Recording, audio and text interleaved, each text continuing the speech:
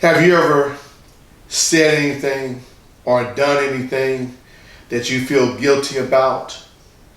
Something that you regret?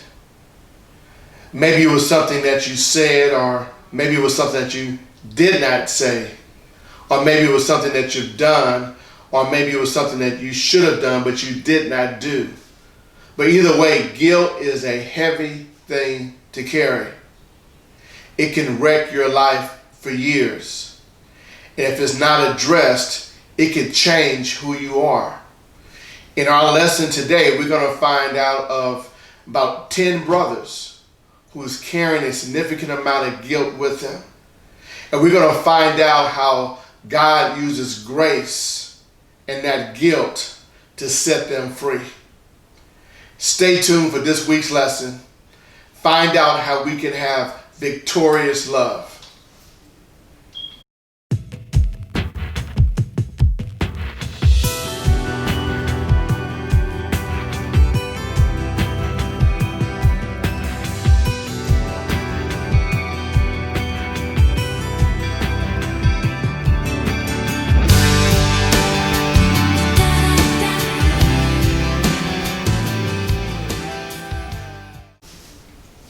Hello, my name is Reverend Dr. John W. Wilson III. Welcome to the Sunday School lesson for Sunday, September 20th. The title of the lesson is called Victorious Love. It will come from Genesis chapter 42, verses 6 through 25. And we continue our study on the life of Joseph. But before we get started, I want to invite you to hit the share button. Hit the like button. If you are on YouTube, please hit the subscribe button. Again, I would like for this to reach as many people as possible, but I need your help. So I thank you in advance. So let's get started. Let's talk about what's going on. We've been talking about Joseph. A lot of things have happened since he was 17. I won't go on to everything, but he has been put into slavery twice. He has been put into prison. He is a interpreter of dreams. He interpreted a dream of Pharaoh, and Pharaoh was so impressed with the interpretation, so impressed with Joseph, that Joseph now is governor of Egypt. Governor is second in command. He has the king's signet ring. Anything that he says goes. Anything that he commands must be done. This is Joseph, who came out of slavery, came out of prison. God was with him every step of the way, through his ups and downs, through his hardships, through his discouragements. God was with him, and God has raised him up into a powerful position. And the dream that he interpreted for the Pharaoh was that there will be 7 years of abundance, followed by 7 years of severe famine. And the key is, what Joseph said was to store as much as you can, 1/5 of all what you take in during the first 7 years. And that 1/5 that you stored will help you make it through the 7 toughest years that you have ever experienced in your life. Now, this famine is not just in the land of Egypt. It is in the lands or nations that's surrounding nation, that's affecting everybody, even the land of Canaan. And we're finding out in our lesson that not only did it affect Egypt, but it affected Jacob and the 11 brothers. The famine is severe. It is tough. It is difficult. And people are coming all around. All the nations, surrounding nations, are coming to Egypt because Egypt has all the food, and they're buying it and taking it home. So what we have here, we look at 43 in the beginning, is that the famine was severe in the land. It was unlike any other famine. It was terrible. 7 years, no water. 7 years, no growth. Terrible. In the desert land, just a terrible thing. It says they had heard about the grain that was in Egypt.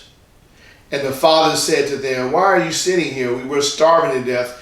Why haven't you thought about going to Egypt? Go to Egypt and buy some grain. He says, and then so Jacob sends them to Egypt to buy some grain, and that's where we pick up in verse 6. And it says this: now Joseph was governor. Joseph is now rooted as governor. He is seated as governor over all the land. It said he was the one who sold to all the people of the land. Meaning that if you wanted something, you had to go through Joseph. Very powerful position. This was promised in chapter 41, and Joseph is acting that out, fulfilling that role. So he's in command. Nothing happens without him knowing about it. Nothing is sold without him knowing about it. He handles all the transactions. He has the signet ring on his hand. So it says here, Joseph's brothers came and bowed themselves before him, which was customary. They bowed before the governor of Egypt, which was Joseph. And so they're hungry. They need food. They're just like anybody else. They're dressed in their Jewish clothing. They have their beards. They look at what they are, Jewish people. But this is what Joseph is going to accuse them of being spies. It says they bowed down themselves before him with their faces to the ground. So they didn't even look up and see Joseph. They couldn't have recognized him anyway. Because remember, Joseph had his head shaven. He had no facial hair. They haven't seen him in some odd 20 years. He is dressed in royal attire. He has maybe a headgear on, or he has this on or that on. They do not recognize him. Plus, in the back of their mind, they believe that Joseph is dead. They believe that he would be the last person they would see in Egypt. And also, Joseph speaks a different language. He speaks the Egyptian language. So he's not speaking the Jewish language or the Hebrew. And so all of this is that, plus God blinding their eyes, they have no way of recognizing or even begin to think that this governor is Joseph. But God opens up Joseph's eyes, and Joseph recognizes them. It says right here, Joseph saw his brothers and recognized them. He knew they were Jewish. He knew the Jewish clothing. He knew the beards and the hats and what they wear. And so, plus he recognized his brothers. He saw 10 of them and said, 10 brothers together, these are my brothers. So he had no problem recognizing them, but they could not recognize him because of his new look, plus with their faces to the ground as they were bowing. He says, but he treated them like strangers. So look what the Bible says. You would think Joseph has a couple of options. He recognizes his 10 brothers, but he can either treat them like brothers or he can treat them like strangers. The Bible here says that he elects to treat them like strangers. Okay? Why does he treat them like strangers? Well, you have to remember the last time or the last encounter he had with them, they had placed him in a pit with no water, deep down in the pit. They were going to leave him there to die. Then he was pulled up out of the pit and sold to the Midianite traders. And so it was a very unpleasant situation. It was a very hostile situation. It was a very dramatic and emotional situation for Joseph when he last saw them. So he may not be, he's excited to see them on one hand, but he doesn't know who he's dealing with, because if they're the same type of people they were like last time and treating him that way, he wants no part of them, and he really doesn't want to show them any kind of love. So now he says in his mind, I'm going to have to devise a way to see if they really changed, or they're just like the same brothers that put me in this pit and sold me into slavery. So he is going to devise a test, a series of tests and a series of intimidations to get the truth out of them, to see what they're really like, so if he can trust them a lot, or it's okay for him to reveal himself to them.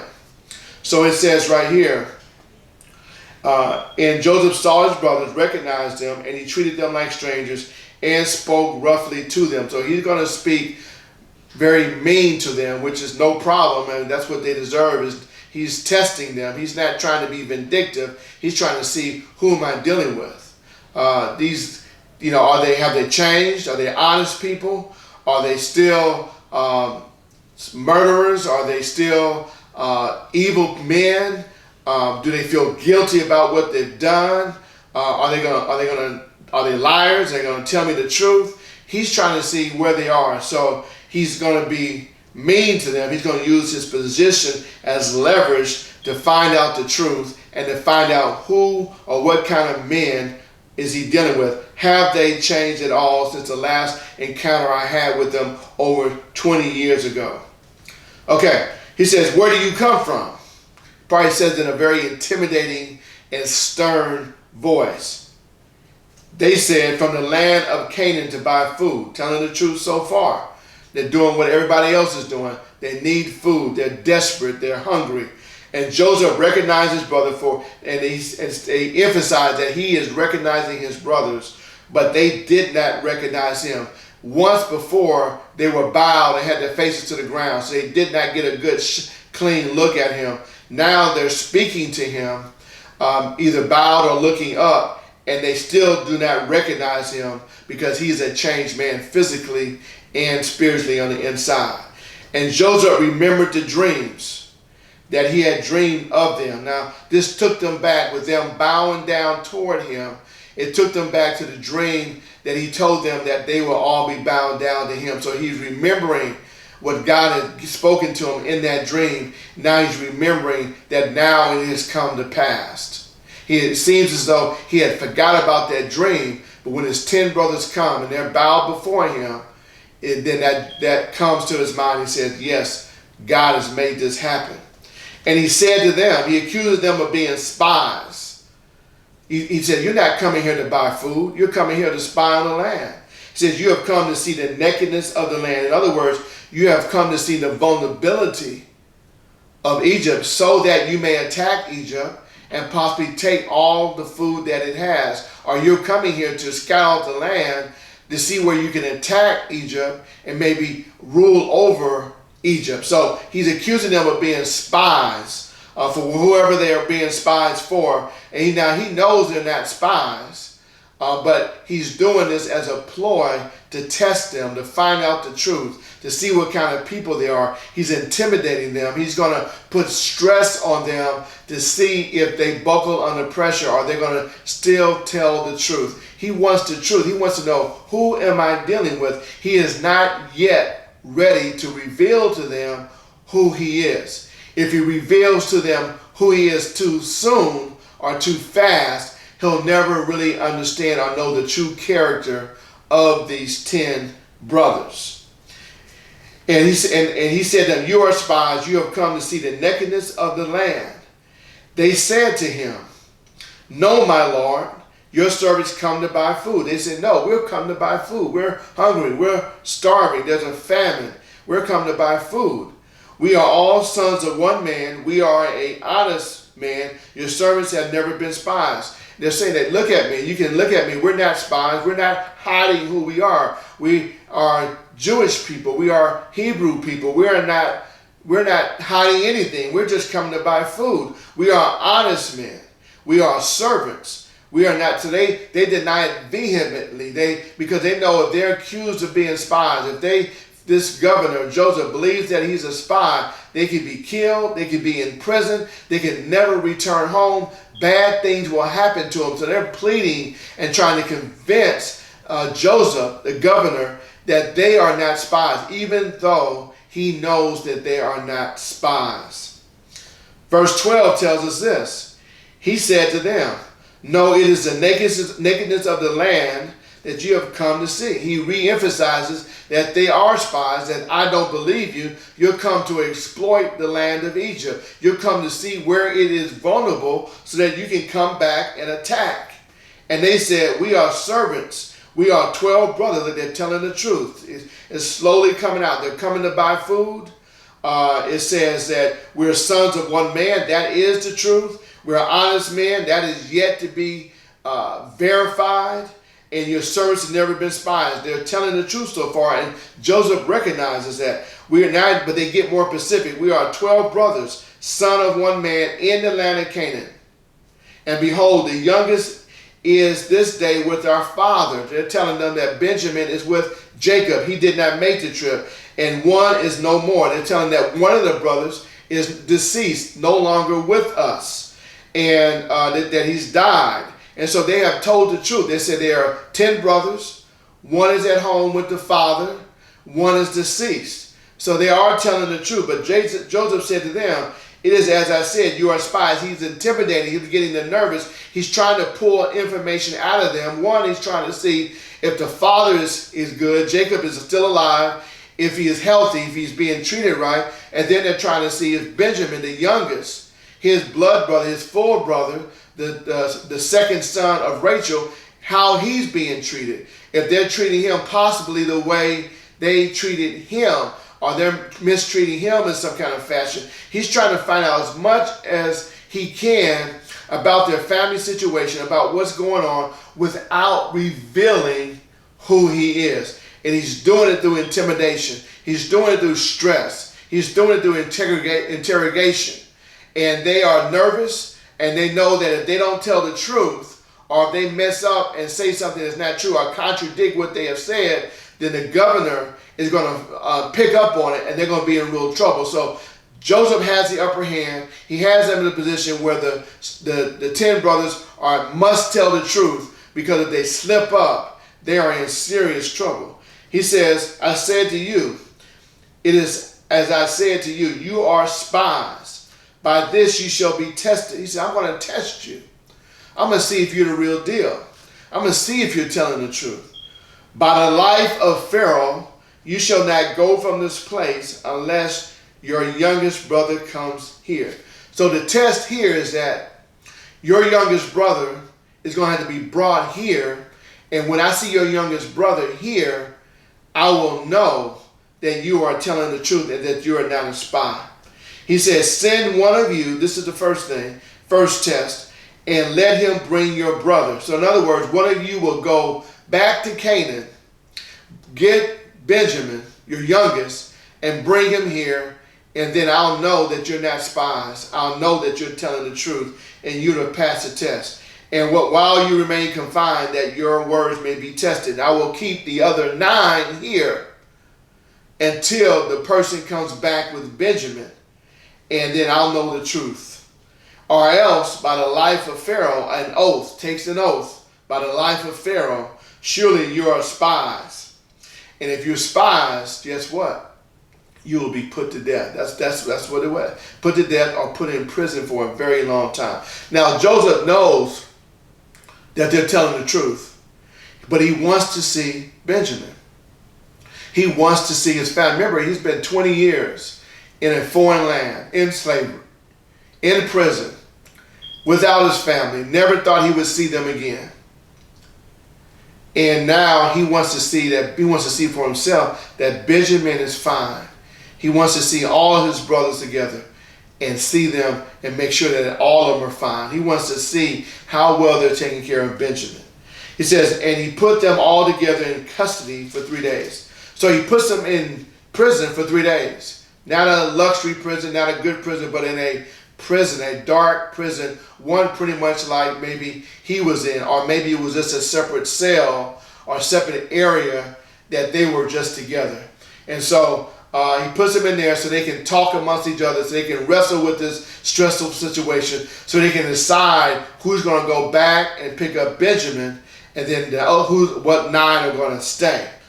But here on the 3rd day, Joseph said to them, do this and you will live, for I fear God.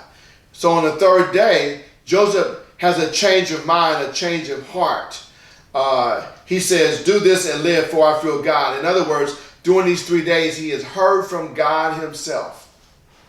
And God has spoken to him. So he's going to change the test. He's going to make it a little bit different because he has spoken to God. Maybe when he first saw them, he just said, he thought of something, well, I'm just going to keep you here and I'm going to do this. But God has spoken to him during these 3 days, and he's going to change the test that he's going to give them to see if they're telling the truth. He says, if you are an honest man, if you are honest like you say you are, let one of your brothers remain confined. So instead of having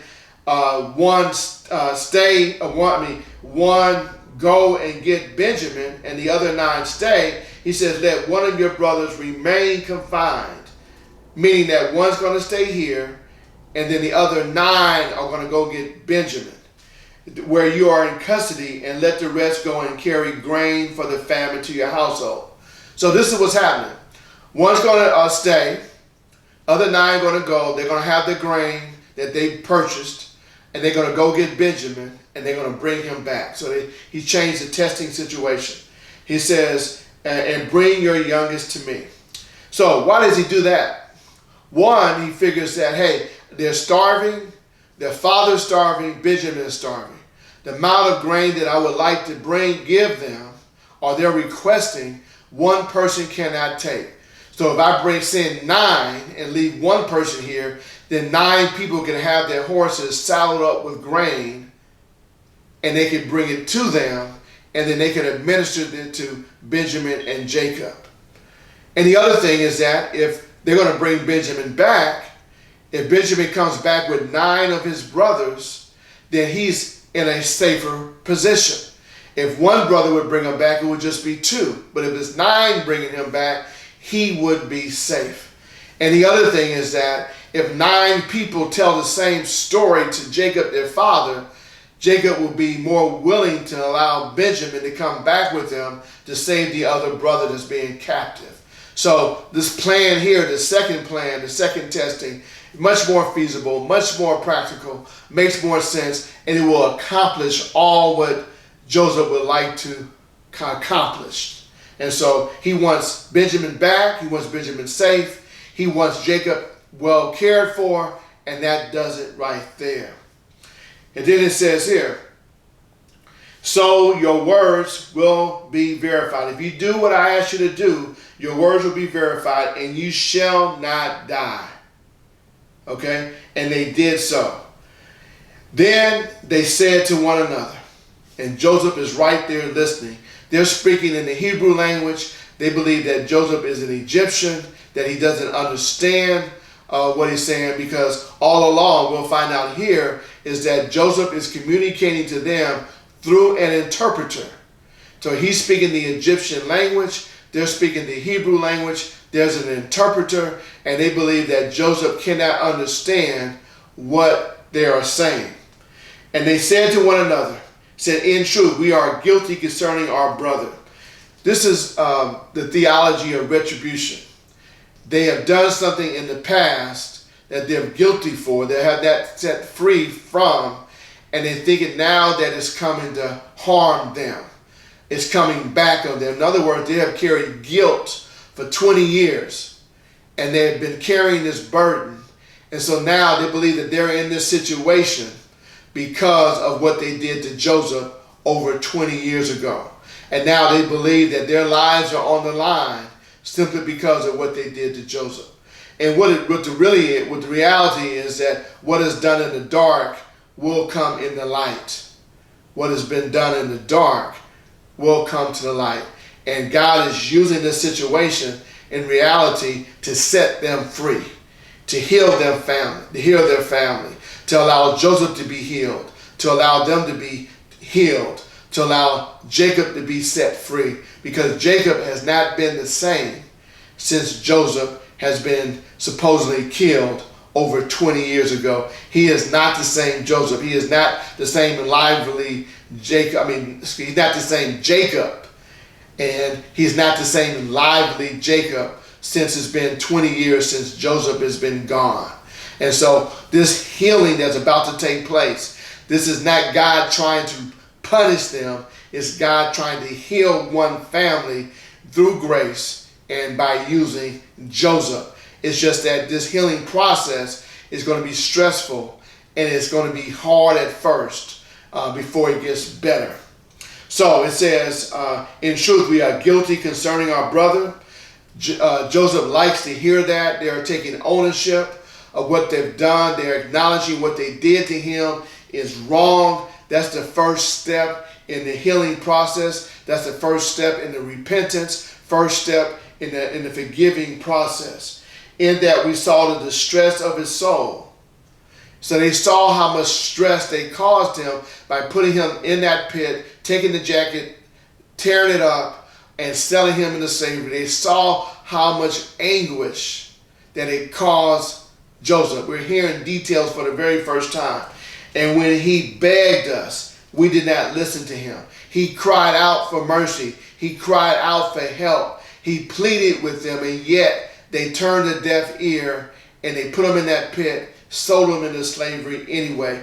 And those pleas and those cries that Joseph cried out for stayed with them for 20 years, created guilt in their hearts, and it bothered them.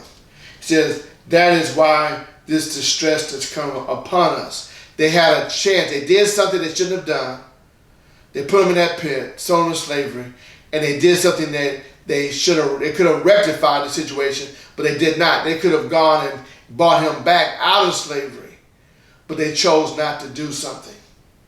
And they figured that this is their karma, this is their retribution, this is what they're getting paid back for what they've done. And Reuben answered to them. Reuben's the oldest son. He's the firstborn of Leah. Did I not tell you not to sin against the boy? See, now the blame game comes, and he's trying to clear himself. I'm not as bad as you are, which he really is, because he could have went and retrieved Joseph out of slavery, but he chose not to. He went along with the plan to say that he was killed for 20 years. So it's a little bit too late to say I'm not as bad as you are, because it says here, did not tell you not to sin against the boy. And he called him a boy in an affectionate way, that he was very young. He said, but you did not listen. So now there comes a reckoning for his blood, meaning that what we've done to him, we must pay for it. It's called the theology of retribution. You've done this, and it's going to come back to haunt you, and you got to pay for the bloodshed on the person that you killed. They did not know that Joseph understood them, for there was an interpreter between them. They're saying this in front of Joseph. They don't know that he's listening, like I said before, but Joseph understands exactly what it says, and this helps Joseph understand what type of brothers he's dealing with. Are they the same brothers? They have a hard, heavy heart, or they are repentant brothers. Seems as though there's some repentance going on. They feel very guilty and shamed for what they did. They're not proud about what they've done. Then he turned away from them and wept. It created an emotional response. He leaves the room and he cries. Doesn't want to cry in front of them. He cries because he has to recount what was done to him. He sees how they feel about what they've done to him, and it creates an emotional response, a tearful response, not one of anger or bitterness, the one of, hey, it touched me how they feel, a one of leading him. It's okay to forgive them. It's okay to accept their forgiveness and relinquish their guilt. He says, and when he returned to them and spoke to them, he took Simeon, and from them, and bound him before their eyes. So he has to go along with the program, because the plan is to bring his family here. The plan is for him to see Benjamin. The plan ultimately is to see Benjamin and Jacob and his 10 brothers. So he plays the role, plays the tough guy, and he bounds before him, before their eyes, and he creates a serious matter that, hey, if you don't do this, something bad is going to happen to Simon. Something bad is going to happen to him. And Joseph gave orders to fulfill their bags with grain and to replace every man's money in his sack and to give them provisions for the journey. This was done for them. Why did Joseph have to pretend like he was a tough guy? If he would have revealed himself to them, although he may have been ready to move forward and to forgive them and to reunite, they may not have been ready. They would have feared him greatly. And so if they would have said, hey, what Joseph is going to do is that if I go get Benjamin, he's going to have us come back and he's going to kill us. And they would have thought that, hey, it might be better for me to go out there, us 9 to go there, tell our father Jacob what has happened, and not come back. Because if we come back, Joseph, in his vindictiveness, in his bitterness, in his anger, in his righteous anger, would have killed us all. So he can't tell them yet, because his goal is to bring his family to Egypt. His goal is to see his family. And if he tells them who they are, they will fear him. Their guilt will overtake them, and he will probably never see them again. And Simon will be left in Egypt. They might have lied to Benjamin. They might have lied to Jacob, and same way they lied about Joseph. And Joseph would have never seen his brothers, Benjamin, or his father again. So he has to play the tough guy. But when they leave, he gives them back their money that they used to buy for grain, unbeknownst to them. He gives them grain that they thought they paid for, gives that to them, and he sends them on the way, so they are well taken care of. When they get there and when they arrive, they will have eaten, they will have enough strength to come back. And so this is the situation there. And so verse 26 will tell us, as they're traveling, they find out that there's money in their pocket. They're terrified. They think that that now for sure the governor is going to think that we're spies. Why is this happening to us? This must be God paying us back. So this guilt is overwhelming them. It's playing tricks in their mind. It's causing them to think things that are not true, or think a negative way. And that's what guilt does to us. When we're carrying guilt, we think all kind of crazy things, and we think that this is happening because of this. And it could be, but we start speculating and dreaming and thinking and pondering, and we don't really know the truth. And when the idea is to reconcile, to have repentance, to speak to that person and try to resolve that matter. And once we do that, then we'll have the truth. Then we'll have the freedom that we're looking for. But here, they're still enslaved by their guilt. But we'll find later on that freedom is just around the corner. David is a man of grace, a man of mercy. And he's going to tell them, I forgive you, because what you did, you meant it for evil, but God meant it for good. God used that to elevate me so that I can save you and save other nations. And that's what happened.